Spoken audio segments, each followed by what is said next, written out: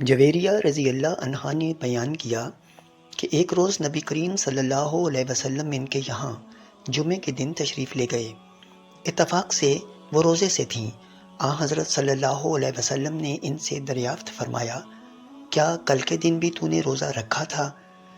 انہوں نے جواب دیا کہ نہیں۔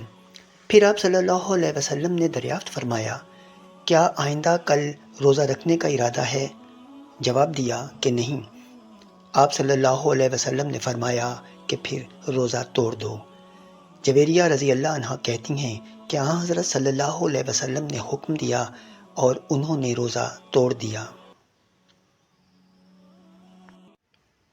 ابو ہریرہ رضی اللہ تعالی عنہ کہتے ہیں کہ میں نے نبی کریم صلی اللہ علیہ وسلم سے سنا، آپ صلی اللہ علیہ وسلم نے فرمایا کہ کوئی بھی شخص جمعے کے دن اس وقت تک روزہ نہ رکھے جب تک اس سے ایک دن پہلے یا اس کے ایک دن بعد روزہ نہ رکھتا ہو۔